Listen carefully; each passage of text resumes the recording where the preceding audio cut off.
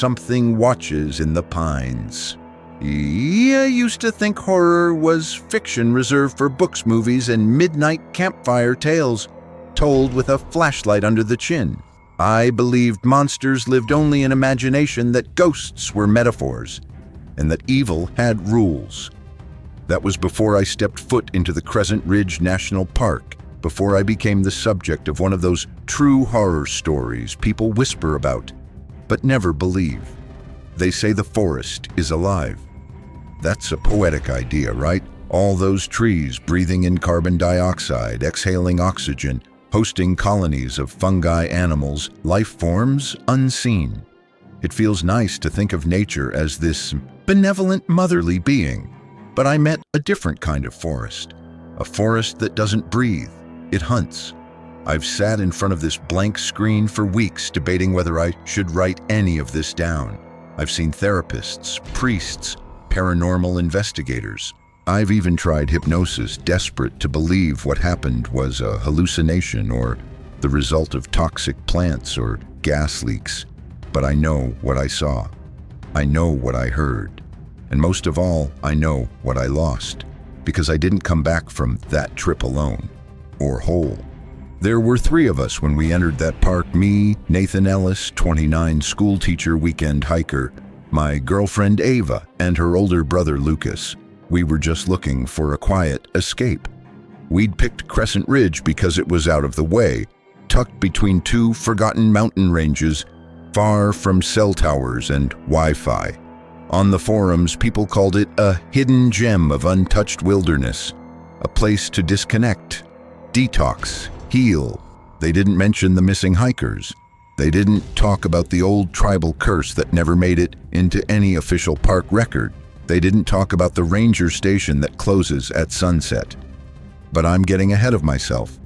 Let me tell you what happened. All of it. No embellishments, no flourishes, just the truth. Because I think you deserve to know that there are places in this world that do not want to be visited. Places that remember every footstep, every voice, every life. And they do not forget how it started. The trip that shouldn't have been, it was Ava's idea. She found the park online while searching for quiet hiking spots with waterfall camping. Crescent Ridge popped up on a forum called Tread Lightly. A guy named Old Boots had posted a glowing review.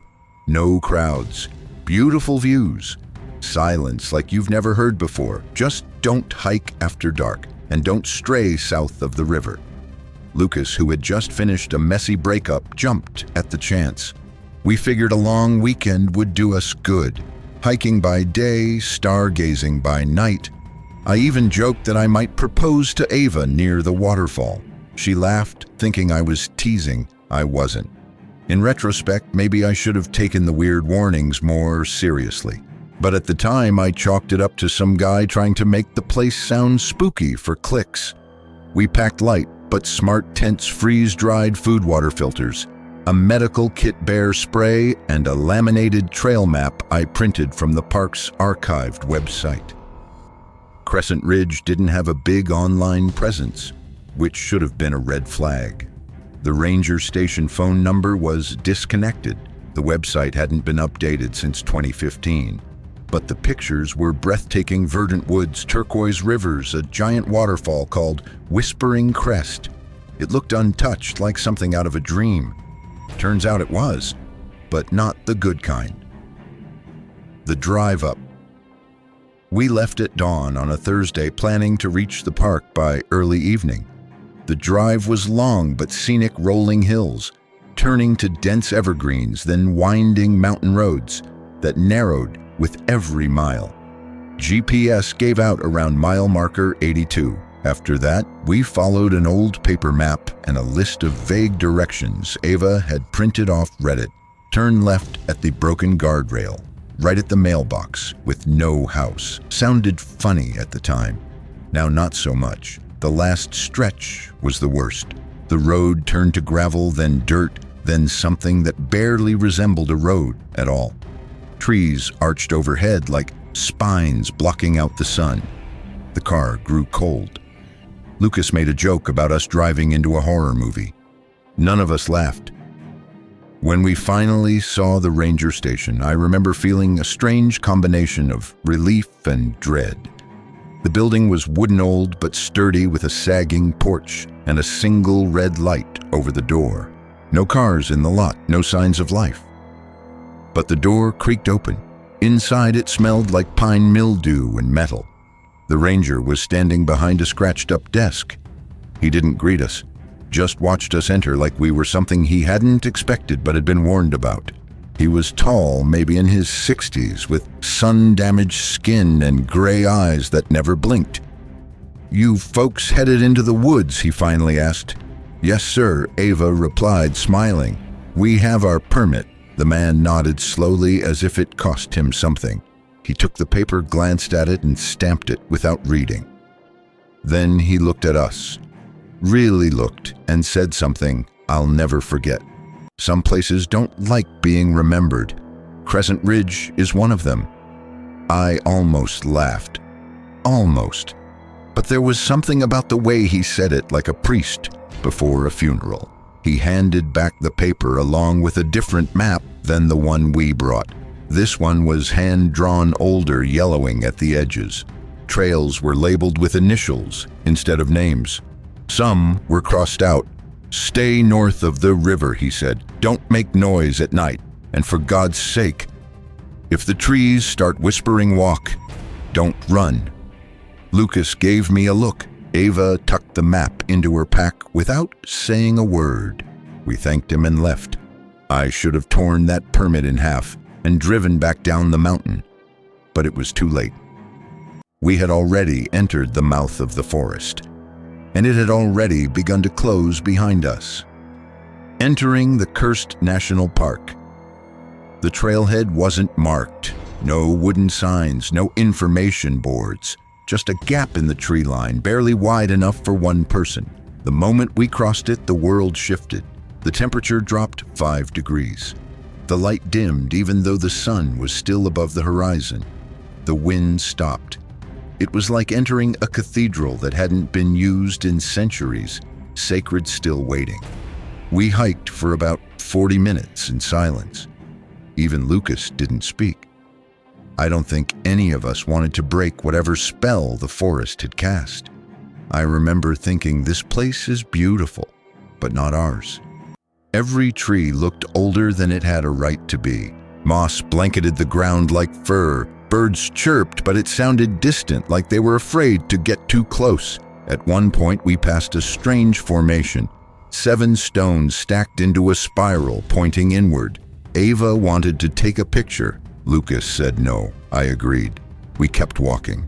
Camp Zero. We made camp just before dusk. A small clearing with a fire pit made of stones and a soft patch of ground near a gentle stream. It felt safe, or at least neutral. We didn't know it yet, but this was the last place we'd feel anything close to safety. That night, we sat around the fire, laughing softly, telling stories to fill the space. Lucas talked about his ex. Ava teased me about my proposal jokes. I tried to memorize her face, warm in the glow eyes, reflecting firelight. I wish I had taken more pictures, because when I dream now, it's never of her smiling, only screaming. That night, something howled in the distance. Not a wolf, not a coyote. Something that spoke and screeched at the same time. Lucas stood up with the flashlight. Ava clutched my arm. We waited. The forest was quiet again. Too quiet, and in that silence the woods began to listen. I woke to the smell of pine-damp earth and the faint hiss of something moving through leaves just outside the tent. Ava was still asleep beside me, her breath slow and steady. Lucas had already unzipped his tent and was crouched by the fire pit, poking at ash with a stick. The embers had died during the night.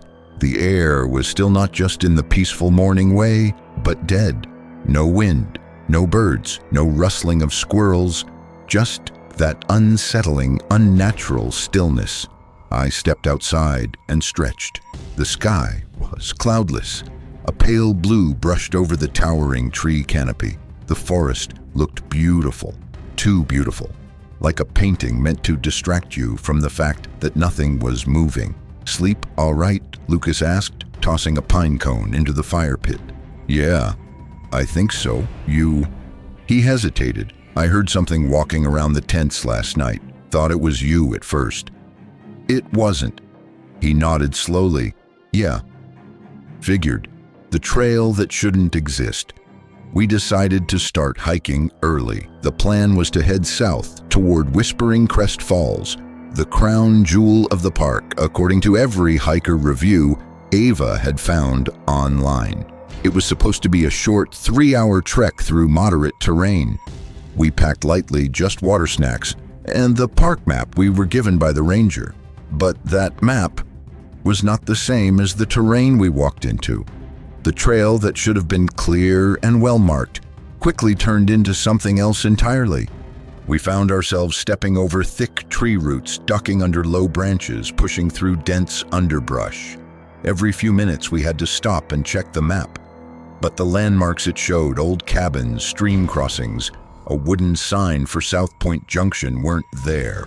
Instead, we saw trees growing at impossible angles, twisting upward like reaching fingers.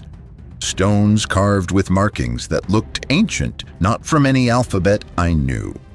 And most disturbingly, another trail, thin, barely visible, veering off to the right like it had been etched into the forest behind our backs.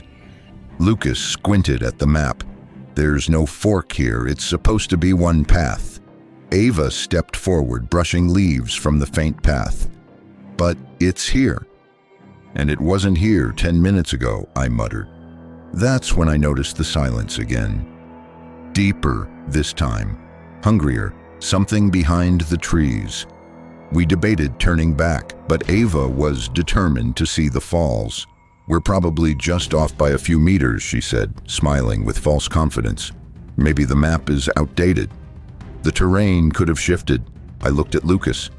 He was chewing his lip, eyes darting to the trees. I don't like this, he finally said. It's not just the map, it's the woods. The way it's watching us. I wanted to disagree, laugh, shrug it off. But I couldn't, because I felt it too. Like every step we took, the forest pressed closer, not physically, not visibly, but in presence, like it was surrounding our thoughts. We walked another half hour. The sun climbed higher, yet the trail grew darker. At one point I checked my phone, not for GPS, since there was no signal, but just for the time. It was 11:14 a.m. The last time I looked was maybe 10 hours old. It had felt like 5 minutes. The circle of stones. At exactly noon, we stumbled into a strange clearing, and I do mean stumbled. We weren't following any recognizable path anymore. The trail had disappeared behind us, and we'd simply kept walking, pushed forward by instinct, maybe fear, maybe stupidity. The clearing was circular, maybe 20 feet wide, and in the center was a ring of stones, not random, not weather-worn, placed intentionally, 13 of them to be exact. All the same height, all smooth, all pointing slightly inward. Lucas stopped dead. Nope, what is it? Ava asked. Lucas raised his voice slightly. We're turning back, right now. But as we turned, we saw something that made our blood freeze. The path we came from gone. Trees now stood where trail had been massive ones, tall, ancient, immovable, like they'd always been there, like they'd waited until we weren't looking. I'm done, Lucas muttered. This place isn't just cursed, it's alive. A voice from the pines. Then it happened. The first whisper, low, male, gravel in tone, spoken like a wind sliding through teeth. Stay. I turned so fast I nearly tripped. Did you hear that? I gasped. Lucas looked pale. Yeah, I fucking heard it. Me too, Ava whispered. It came again, closer this time. Stay alay with us. From the trees. No direction, no origin. And then it stopped.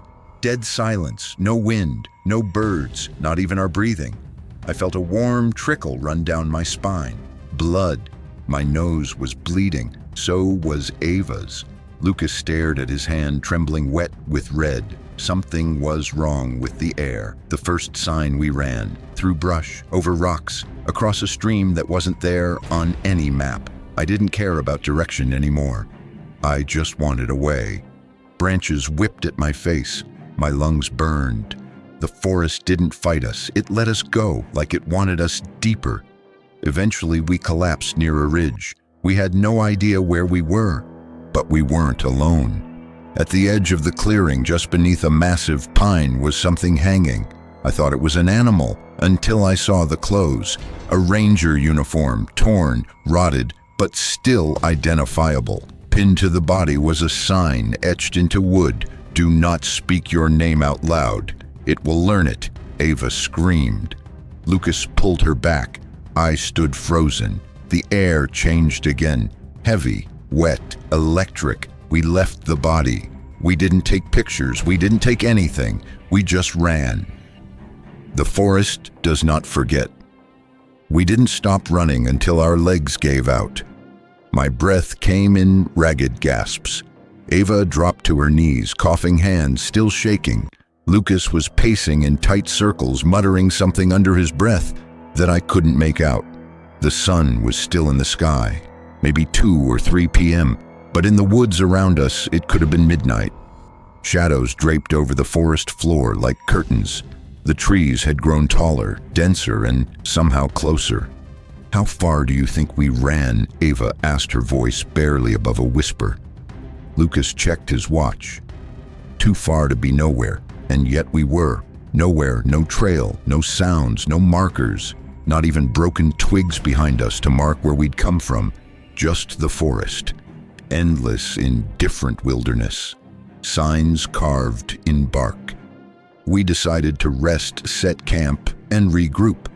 Lucas, against all sense, still had the old ranger map stuffed into a side pocket of his pack.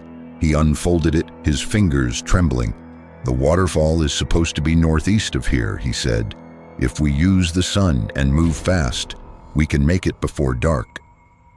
"And what if the sun lies here too?" I asked. Nobody answered.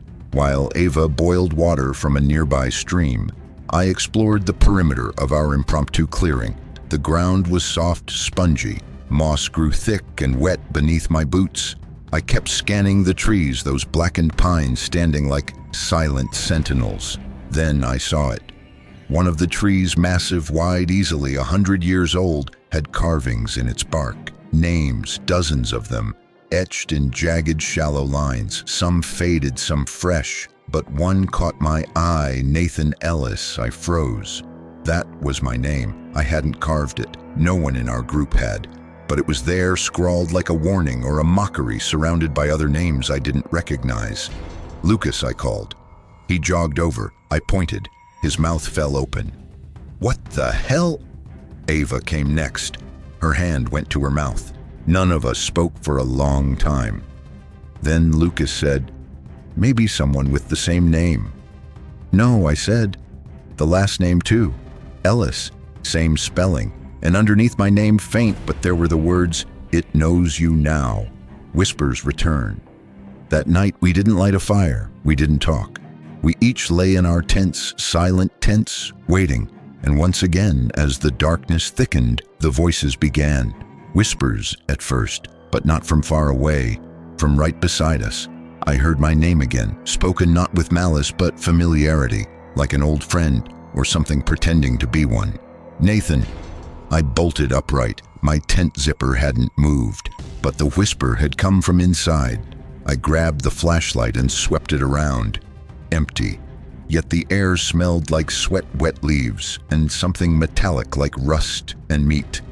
I heard Ava scream, then Lucas. I tore through the tent and found them standing near the tree line, eyes wide, faces pale as bone. "A woman," Ava whispered, "in white. No face, just teeth." She was mouthing something, Lucas added, but no sound came out, only static. That's when we heard it low and droning, a hum vibrating through the ground. The trees began to move, not sway, shift, as if they were rearranging themselves around us. The forest rearranges. Lucas fired off a flare. The red light burst into the sky and revealed something we hadn't noticed. Around us, figures, standing perfectly still in the woods. dozens of them, human shapes, too tall, too thin, motionless. The flare died. Darkness slammed back like a door shutting. We didn't sleep after that. We just waited for daylight and prayed the trees would let it come.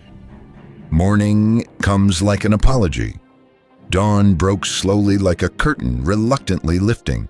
The figures were gone, but we were still in the same spot, still surrounded, still lost. And then Lucas pointed to another carving in another tree, fresh, wet. It read, "You should have left. We broke camp in 10 minutes. The path returns or pretends to." Somehow, by late morning, we stumbled back onto a trail. It wasn't the one we came in on. It wasn't even on the map, but it looked real enough. Gravel, footprints, signs of human use. A piece of faded ribbon tied to a branch fluttered in the wind. "Maybe someone else is here," Ava said, half hopeful. Lucas wasn't so sure, or maybe it wants us to think that, but we had no better option, so we followed it. For 3 hours we hiked. The trail twisted, narrowed, then opened again like lungs expanding. Birds began to chirp faintly, just a few at first, then dozens. It felt like we were waking from a dream. We began to laugh, to believe. Maybe we'd imagined it all, the whispers, the faces, the trees. Maybe we'd eaten something bad, drank bad water, hallucinated. Then Ava stopped, dead in her tracks. We followed her gaze. Ahead of us, nailed to a tree, was a sign, burned into wood, scorched at the edges. It read, "You've already been here." Beneath it, tied to a branch, was our flare casing. "Everything loops." "We're not moving forward," Lucas whispered. "We're not moving at all." I took out my compass. The needle spun wildly like it was dancing to a song only the forest could hear. "This is a loop," Ava said. "No," Lucas replied. "This is a trap." I wanted to scream. Tear the trees down, set the entire cursed place on fire. Instead, I just sat, defeated. Ava joined me, then Lucas.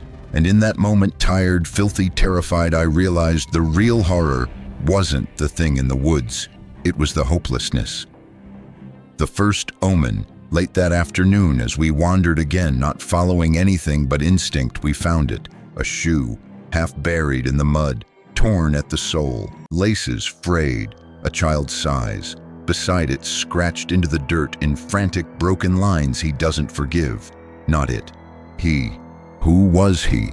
The ranger. A ghost. The forest itself, or something older than all of that. We didn't know. We only knew one thing: we were being watched. The forest speaks when you're weak. We walked for hours, not forward, not backward, just around. Every path became another circle. Every clearing looked like the last. Trees repeated themselves like a glitch in reality. A bird we heard earlier chirped again, same tone, same rhythm, like someone pressing replay on nature's soundtrack. Lucas had stopped speaking altogether. Ava tried to keep morale up, humming tunes softly. At one point I thought she was singing until I listened closer. She was repeating a phrase under her breath. "Don't answer them, don't answer them, don't answer them." I asked her what she meant.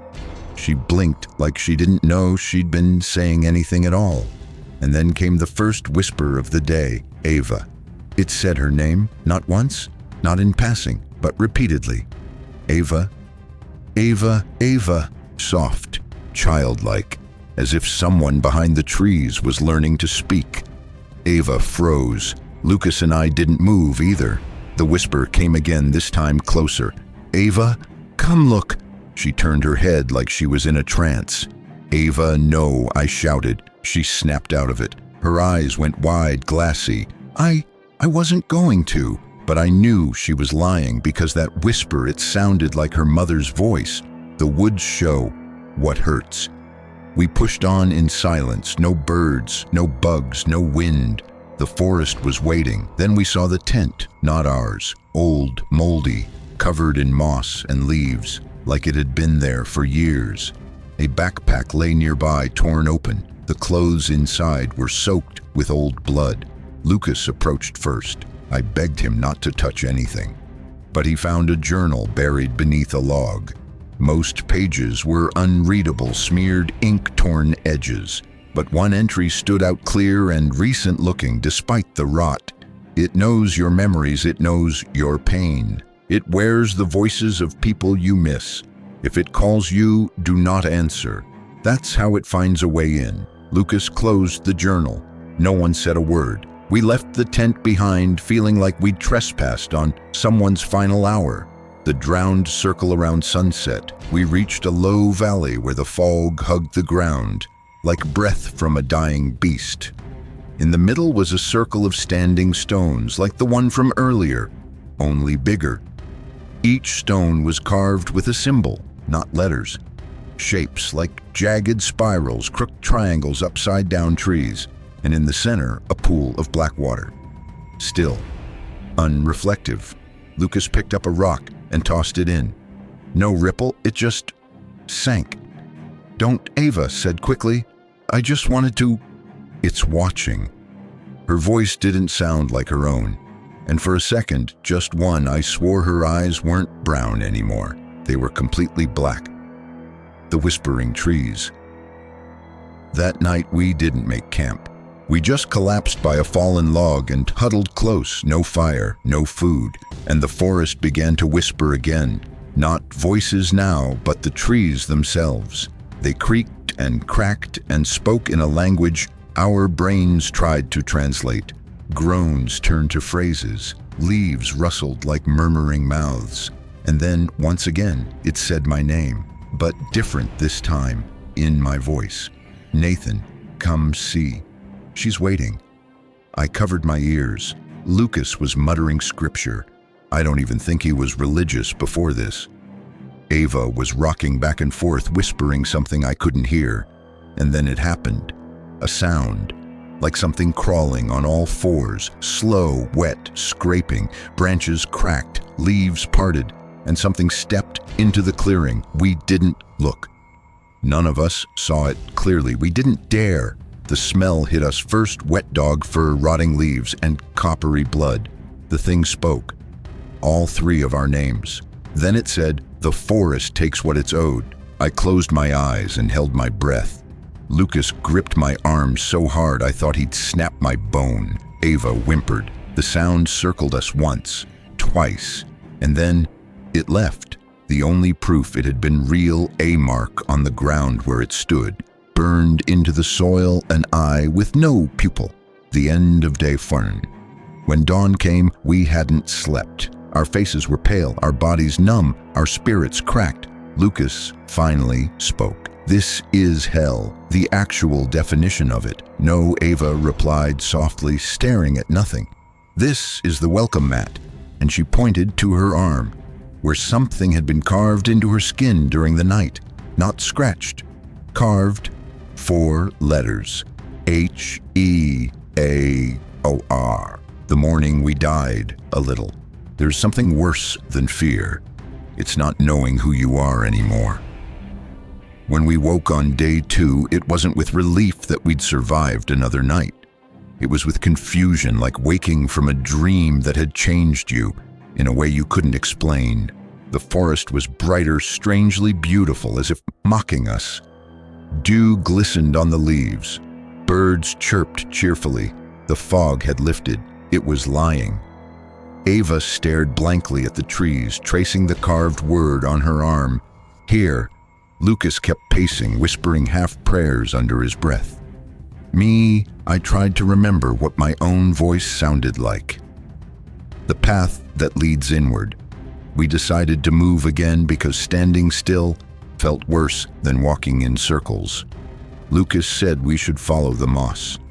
"It always grows on the north side of trees," he muttered. "But the trees here move," Ava replied. He didn't respond, so we walked. Not on any trail, just through the thick wilderness, stepping over roots like bones and ducking under branches shaped like hooked fingers. It wasn't long before we came across something impossible, a playground, rusty, half-collapsed, in the middle of the forest. Swings creaked softly in the wind that hadn't existed a moment before. A merry-go-round turned slowly, and in the sandbox, a teddy bear. The memory trap. Ava gasped. She rushed forward before I could stop her. She knelt by the bear, picked it up. I reached for her shoulder, but she jerked away. "I know this bear," she whispered. "This was mine when I was 6. "That's impossible," I said. But the bear brown with one eye missing and a red stitched heart matched the one in Ava's old childhood photos. She told me the story once, how it was lost during a move, and she cried for days. She held it to her chest, tears streaming down her face. Then she looked at me and asked, "Where's Mom?"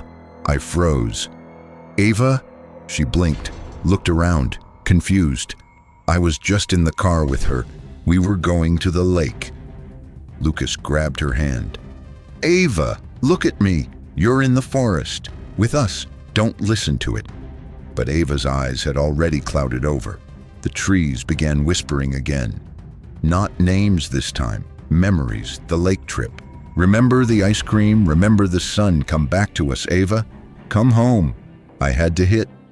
Her Ava started walking away, clutching the bear. "Toward the trees," Lucas yelled. I chased after her.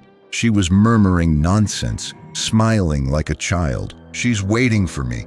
I just have to cross." There was no one ahead, just mist, endless trees. I grabbed her arm. She screamed and clawed at me. Her fingernails drew blood from my neck. I have to go back, so I did the only thing I could. I hit her, one hard slap across the cheek. She dropped the bear, collapsed to her knees, and started sobbing. It felt so real. "The voice that isn't yours." Lucas picked up the bear and threw it into the woods. It let out a scream, not mechanical, human. The forest shook. Every tree groaned at once, an orchestra of wood and wind. And then from the canopy, a voice boomed, "You took her away again." It sounded like me, my voice, my inflection. Even I stepped back. Lucas raised a rock in defense. Ava clung to me like a child. The air turned cold. We ran. The second mark. An hour later, we stopped near a rock ledge. Lucas doubled over, coughing violently. His hands shook. His mouth foamed slightly. "What's happening to him?" Ava asked. I pulled his sleeve up. Another word was carved into his arm. "Feel, same letters," I whispered, "as yours. Here, feel." Ava pulled her collar down. A third word, "C," etched into her collarbone, faint but unmistakable. We hadn't noticed it before, because the forest hadn't wanted us to. I checked my own arms. Nothing. But I knew it was coming, what it wants. We kept moving, didn't speak. The world around us seemed quieter but not calm. More like something was waiting. We found a ridge that overlooked a ravine. On the opposite side, half buried in brush, was a shack, barely visible. Lucas insisted we check it. Ava begged us not to, but we were out of options, and the sky was darkening. We needed shelter, a shack in the ravine. The descent to the shack was steep and slippery. Loose rocks gave way beneath our boots. The air turned wet, filled with the thick scent of rotting leaves, and something else sweet and coppery like sugar mixed with rust. No wind, no birds, only our breath and the soft creak of something moving behind the trees. Ava clutched my hand. Lucas followed, still pale, the word "feel" now bleeding through his sleeve. I tried not to look at Ava's chest where the word "C" was carved like a curse into her skin. I knew mine was coming, and I was starting to think these marks weren't just symbols. They were invitations. We reached the bottom of the ravine just as the light began to fade. The shack stood there like something out of a true horror story. Its frame was warped, one side sagging, roof sunken. Planks were missing or splintered, but the door was intact, red, freshly painted. Too freshly. Ava touched it gently. "This wasn't here yesterday." Lucas stared at the walls. "This wasn't here ever. We should have walked away. But the forest behind us didn't allow that." I reached out, hand trembling, and opened the door. Inside the mine trap, the air inside was dry and warm. A single lantern flickered in the corner. No visible source of fuel. The walls were covered in photographs, hundreds of them pinned, taped, nailed. Each photo was of one of us. Me, Ava, Lucas, smiling, sleeping, walking in the woods. Some of the pictures were taken just hours ago. Ava gasped. Lucas cursed. I stepped back and nearly knocked over a chair in the center of the room. On it sat a mirror, old, silver-backed, framed in what looked like antler bone. And when I looked in it, I saw my father, the ones we lost. My father died when I was 17. Car crash.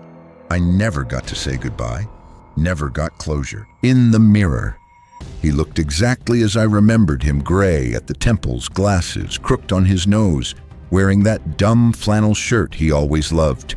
He smiled and spoke. "It's not your fault, Nathan. You weren't supposed to be in that car." I stepped back. "No," I whispered. "You're not real, but you want me to be, don't you?" His voice sounded so real, so warm. Behind me, Ava was sobbing. Lucas was pounding on the door. I turned. They weren't reacting to what I saw.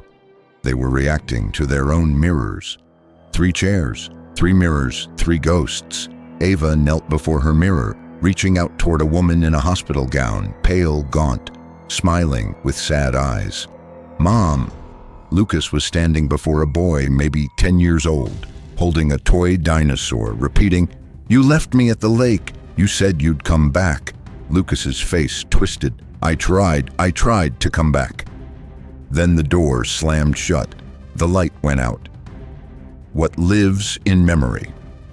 We were trapped, pitch black, only the whisper of breath and the creak of floorboards. And then the mirrors began to glow, soft, sickly. Each one showed something new now, not loved ones, not lost people, but versions of us. Me with black eyes, mouth stitched shut, blood dripping down my chin. Ava hanging from a tree, swinging like a puppet.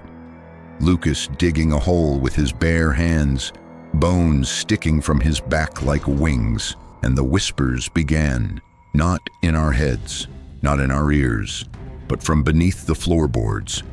"You can stay here. This is where your pain belongs. You feed us with your grief. You're ours now." Ava screamed. Lucas threw his mirror to the floor. It didn't break. Instead, it melted into liquid silver and crawled toward him like a slug. I grabbed Ava and kicked the door. Wood cracked. Lucas joined me, another kick, and we were out. The forest knows your guilt. We didn't stop running until we reached the top of the ravine again. We collapsed against a fallen tree, gasping, crying. "What the hell was that?" Lucas panted. "A memory trap," I said. "It feeds on pain, regret." Ava was silent. She just stared at her hands. They were bleeding from her palms, cut into 3 lines. I looked down. So were mine. And Lucas. Same pattern. 1 for each mark. Hear, feel, see. And then I knew. The final word wasn't a sense. It was a command. Something watches from the ridge. As night fell again, we saw movement near the trees. Figures, not people. Copies, twisted versions of ourselves. One looked like me, shirtless, pale eyes, missing mouth, gaping. One looked like Ava, but taller, with bark growing from her arms. One looked like Lucas, crawling backward like a spider. They didn't move. They just watched. And when we turned our backs to run, they whispered, "You'll be back. You always come back. Because we're all that's left of you."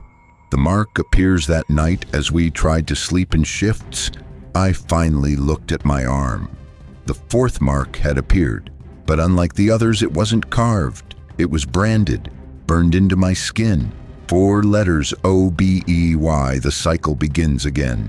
We now had 4 words, hear, feel, see, obey, and with them, a message. The forest wasn't trying to kill us. It was trying to break us, to make us into something else, something that would stay. Lucas said it best as dawn crept in. This isn't a cursed forest. This is a church, and it worships what we hate in ourselves. Obey, the word burned into my skin, pulsed. Every breath I took made it ache, deeper, like the wound wasn't just on the surface. It had roots now crawling under my flesh, binding to my blood. I tried to ignore it, tried not to think about what it meant. But deep down, I knew. The forest didn't just want us to hear it. It didn't want us to feel it or see it. It wanted us to obey, and we were already too close to doing just that.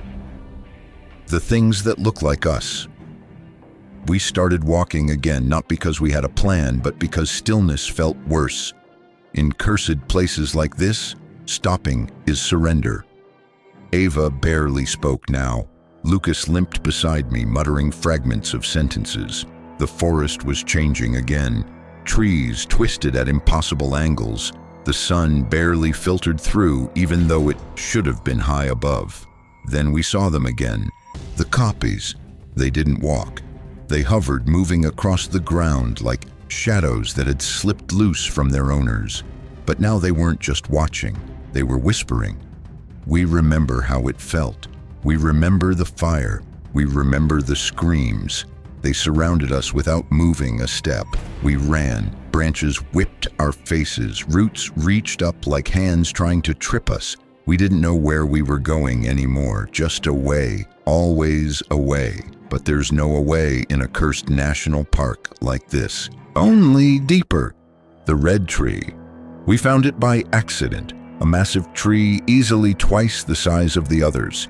Its bark was red, not from leaves or moss, but from something darker. Blood. At its base, someone had scratched into the trunk. This is where the voice lives. Ava reached toward it. Lucas pulled her back. Are you insane? I heard her.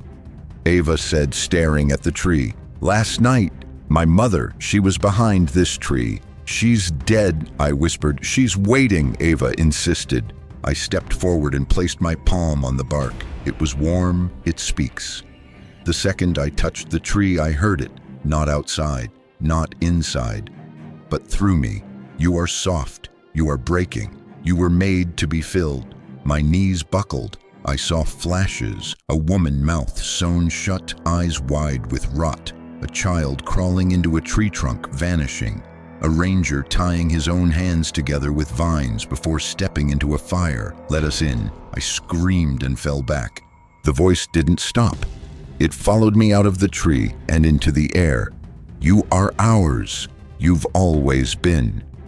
The roots beneath the earth. The ground shook. Roots burst through the dirt like snakes. One wrapped around my ankle. Another slithered around Ava's waist. Lucas pulled a knife from his pack and began hacking. Run, he yelled. Just fucking run. We tore through the trees again. The whispers followed. You don't need names. We'll name you. You don't need thoughts. We'll think for you. You don't need bodies. We'll wear them. The Lost Ranger.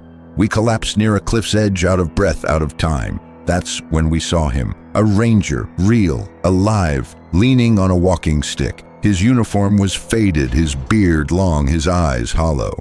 He didn't look surprised to see us.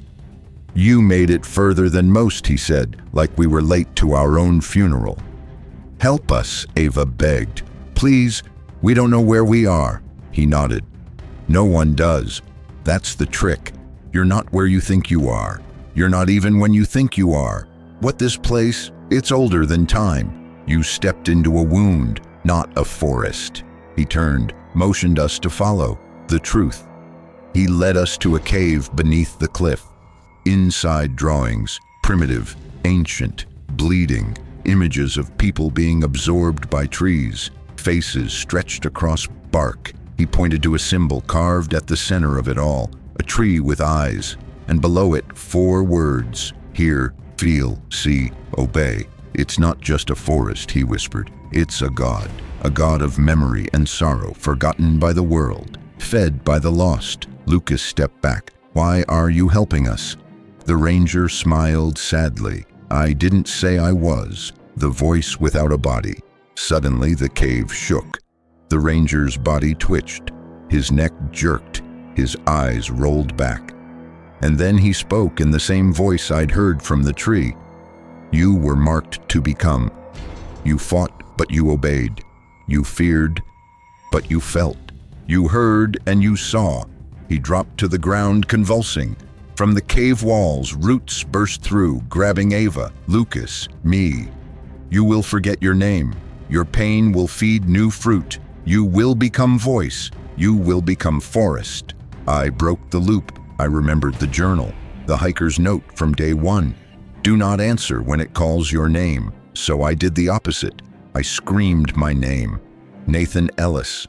The voice stopped. The roots loosened. Lucas coughed. Ava screamed. The cave trembled, and then light. A hole opened above us. Sunlight poured in. I ran. They followed. We climbed through the shaft, out into open forest. But it wasn't the forest from before. It was new, or maybe old, but it was quiet, and something was gone. The end of day 2. We didn't talk that night. We just sat in silence. 3 of us, but I could feel it. A part of us wasn't with us anymore, and maybe it never had been. The morning we didn't remember waking up. There was no sunrise on day 3, no birdsong, no wind, no memory of falling asleep. One moment we were sitting around what was left of a fire we hadn't lit. The next we were awake in a different spot with no footprints, no trail, and no idea how we'd gotten there. I didn't dream, Ava whispered. Me neither.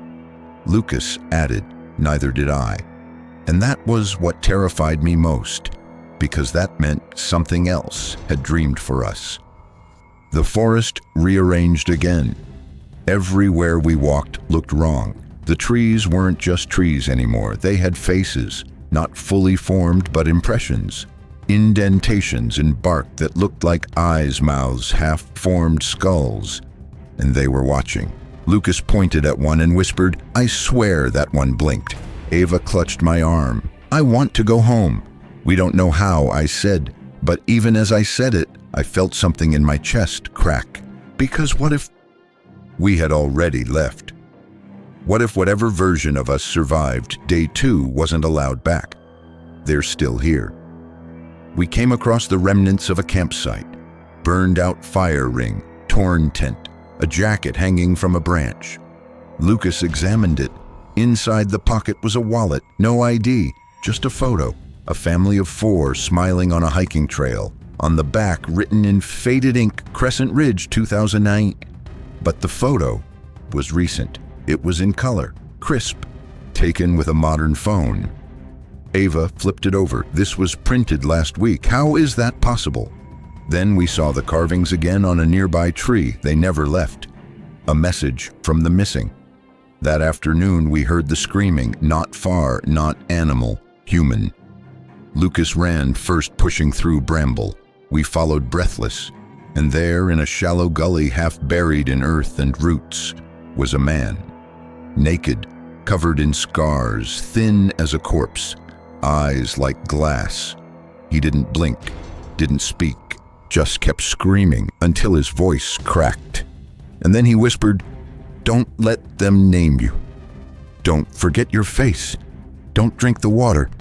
His mouth moved long after his voice gave out, like something else was trying to speak through him.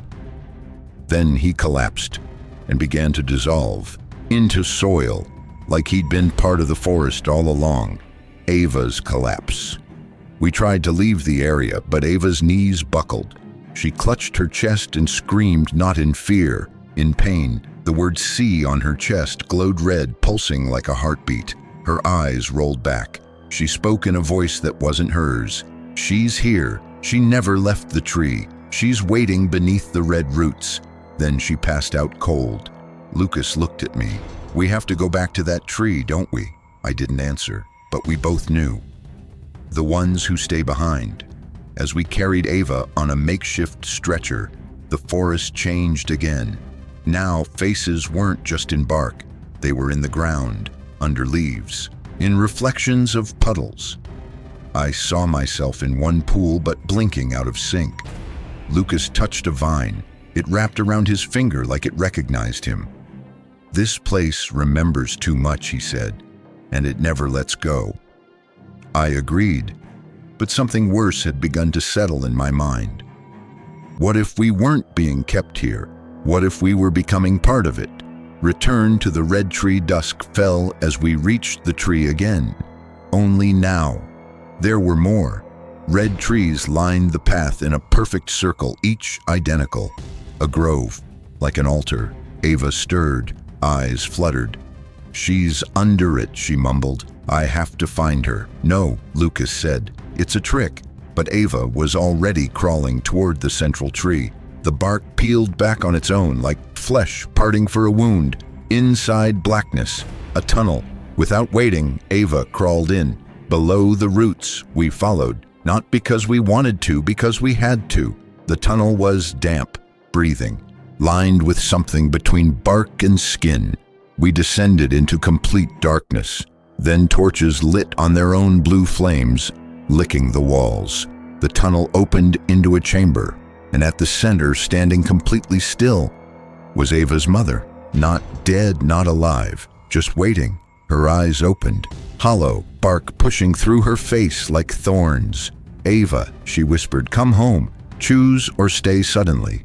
Ava turned to us, but it wasn't her anymore. Her voice was deep, ancient. "We gave you the chance to see, to hear, to feel. You chose to run. Now you will choose again." Lucas stepped forward. "Let her go." Ava smiled, but not Ava's smile. "You can take her place.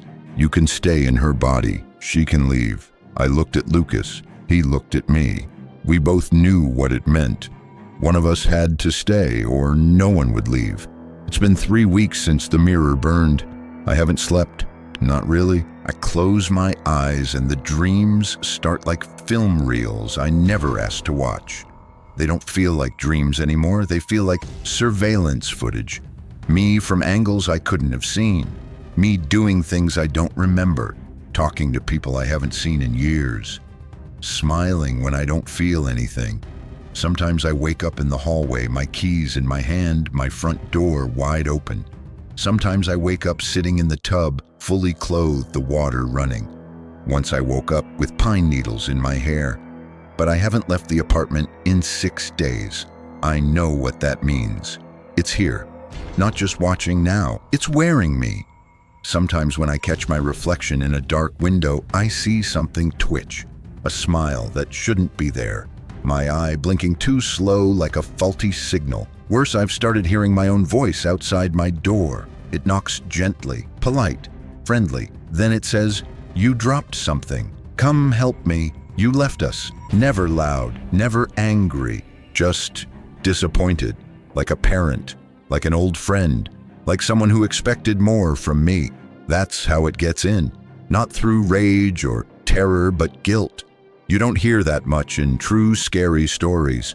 We always talk about monsters with claws and teeth. We never talk about the ones that make you want to open the door. Last night was the first time I answered. I didn't mean to. I was tired. My brain felt like wet cloth, stretched and thin. I heard the voice again. "Are you awake?" It sounded just like me, and I whispered back, "Yes." Everything changed.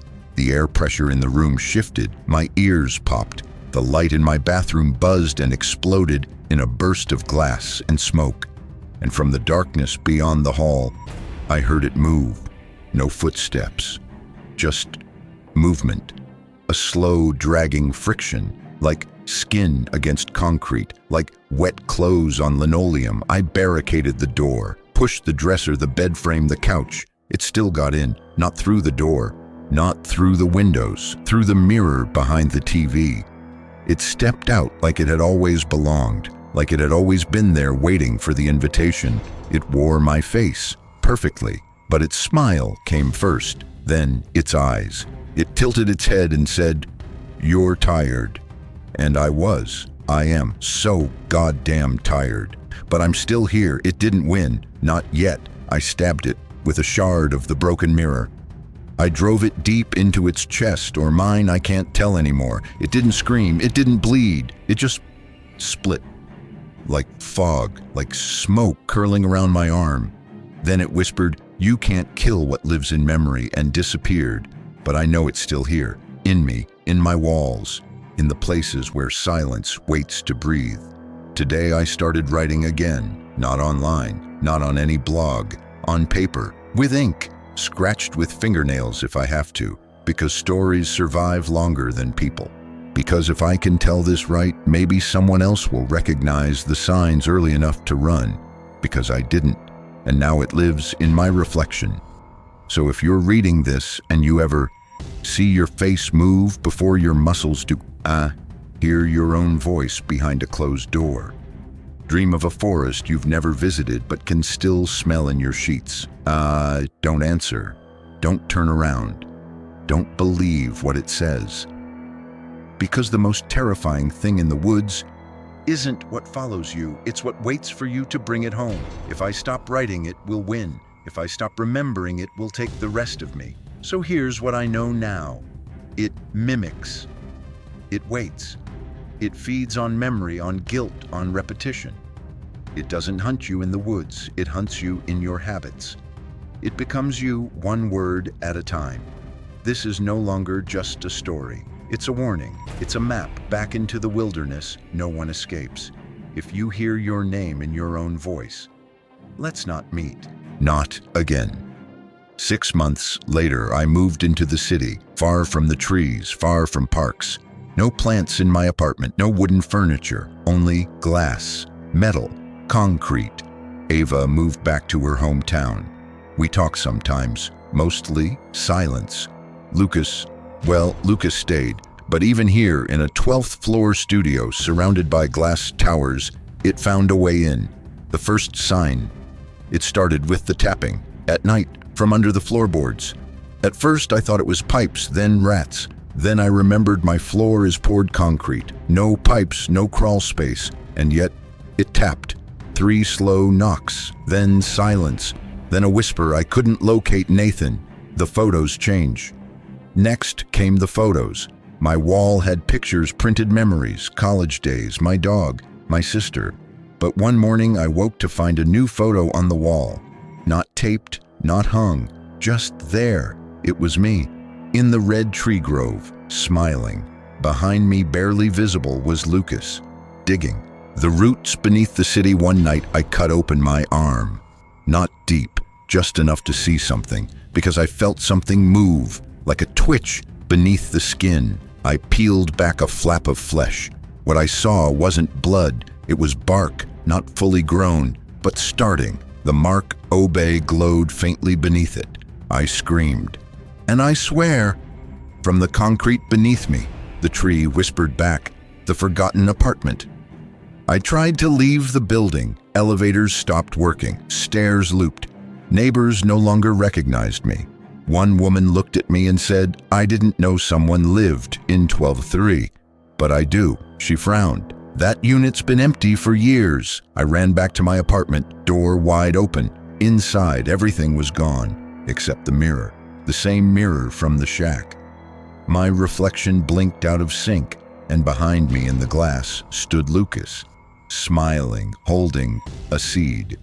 He whispered, you left me behind, but I never left you. The forest follows. You don't leave a cursed national park like that. It takes your name, your shape, and when it's ready, it plants itself inside you. Now I water the cracks in my wall, talk to the floorboards, and dream in bark. Because deep down, I know, I didn't survive the forest. I just brought it home with me. The girl who walked out of the forest. Ava's neighbors say she's quiet, nice, keeps to herself, always watering the plants on her balcony. She never causes trouble, never raises her voice, never opens her curtains. But sometimes, late at night, when the wind is dead still, they hear her talking to the trees. The houseplant.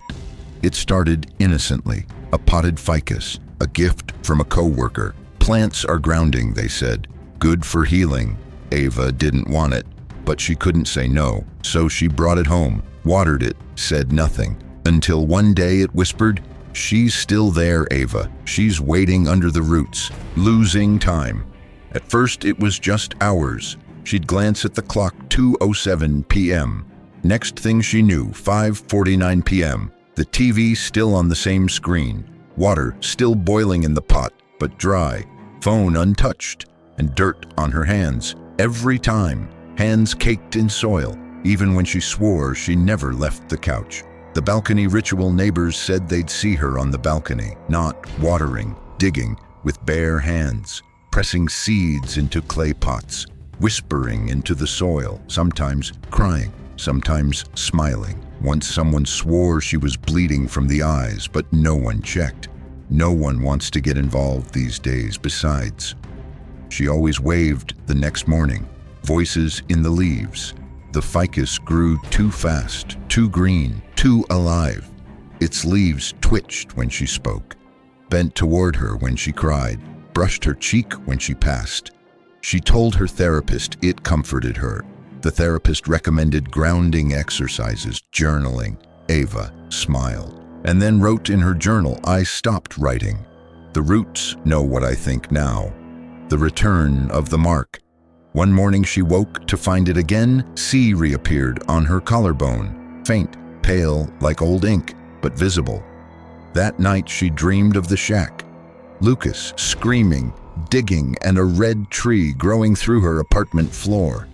When she woke, she was kneeling in the corner of her room, hands pressed to the wall, saying, "I see you, I see you, I see you," the apartment above. One night, the woman who lived upstairs knocked, politely said she was worried, said she'd heard someone crying and someone else responding, a man's voice, muffled, guttural. But Ava lives alone. She smiled and said, "I'm fine." That night, the woman upstairs moved out, didn't say goodbye. And the very next morning, a tree grew through her empty balcony. The seed box weeks. Later, Ava received a package. No label, no return address. Inside a small wooden box. Inside that black seeds. Smooth, shiny, slightly warm. No note, just a folded slip of paper. One for each voice you still hear. She planted them in a line across the windowsill, named them, whispered to them every morning, and one day she found another leaf growing behind her bathroom mirror. The forest isn't a place. It's a memory. It remembers you and Ava. She's not trying to escape anymore. She's tending, feeding it, growing it, because she knows it followed her. And now it's spreading, ending,